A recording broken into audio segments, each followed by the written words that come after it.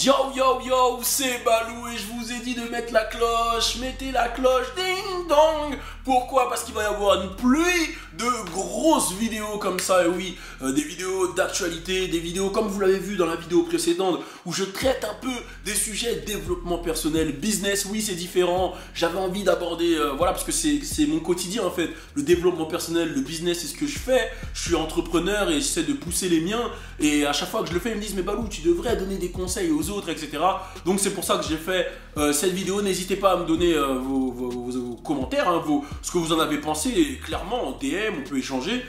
Et surtout, abonnez-vous sur tous mes réseaux. Parce que là, j'ai dit cette année, je vais envoyer comme un fils de pute. Je vais envoyer ça. Là. TikTok, Thriller, Snapchat, Insta, partout, par Facebook, sur le Insta de ta mère. Partout, je serai partout. Donc, T'as dit wow, Logan? Wow, ouais, partout, frérot. Abonnez-vous salement, on est ensemble. Aujourd'hui, je vais parler de Rich Homie Quan et de Young Thug. Restez connectés, c'est un sujet aussi qui touche un peu au business, mais qui touche un peu à tout, à l'amitié, à plein de choses. C'est parti, turn up! Tout est neuf, tout est nueve, tout est neuf.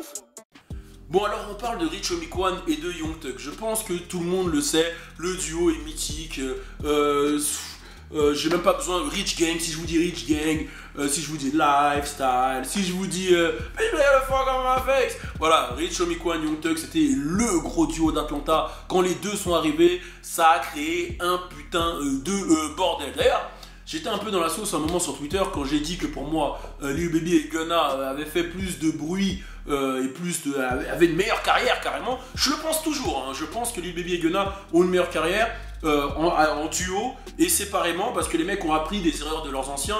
Et si tu regardes le résultat, Gunna il est sur le meilleur hit hot de Young Thug, c'est le plus gros son de l'album de Young Thug. Lil Baby continue d'envoyer des wow, Some to Lose, il continue d'être partout. Donc les mecs envoient et ont appris des erreurs de Rich Homie Quan et de Young Thug, et les erreurs, on va les citer. Alors déjà, il faut savoir que les deux sont biffés à cause d'une histoire vraiment conne. Voilà, c'est une histoire d'amitié, c'est une histoire d'ego. Je pense qu'à un moment, quand t'es jeune, que t'es pas vraiment entouré et que voilà, il y a tout qui tombe sur toi et que tu buzzes, à un moment, l'ego prend le dessus et tu fais des mauvais choix. Et les choix, c'est très important dans le business. Alors, Rich Homie Quan, dans une interview récemment, a clairement dit qu'il a signé son contrat sans le lire. Et ça, je vous jure, hein, quand je vous dis ça comme ça, ça paraît vraiment voilà, con, tu vois, mais il y en a tellement qui l'ont fait. Parce que quand tu es dans la hype et qu'on te met un contrat avec des chiffres et qu'on te dit t'inquiète, signe là, on te caresse dans le sens du poil pour te faire comprendre, t'inquiète, gros, fais-moi confiance, regarde le chiffre, il est là. Mais le chiffre, tu te rends pas compte de ce que ça représente. Est-ce que tu le touches maintenant? Est-ce que c'est une avance? Est-ce que tu dois la rendre? Est-ce que, tu vois, il y a plein de paramètres en fonction de si tu signes en artistique. Si tu signes en artiste, est-ce que tu signes en deal en 360? Combien de pourcentage tu touches? Il y a plein de paramètres à choisir. On va pas faire une élaboration des types de contrats parce que c'est pas le but de la vidéo. J'en ferai peut-être une prochainement, mais c'est une erreur qui arrive très souvent et qui est due au fait de manque de connaissances.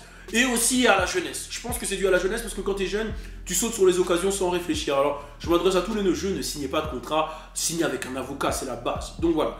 Donc le problème de son contrat a fait que le mec ne pouvait plus sortir de projet. Et il s'est retrouvé, enfin, il ne voulait plus en sortir parce qu'il se rendait compte qu'il sortait beaucoup de projets, il faisait beaucoup de streams, beaucoup de vues, mais l'argent ne venait pas dans ses poches, quoi.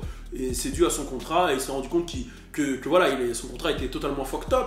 Ce qui a fait que le mec a décidé d'arrêter la musique. Enfin, il y a eu plein de paramètres pour pouvoir régler ce problème de contrat et pouvoir faire de l'argent avec sa musique.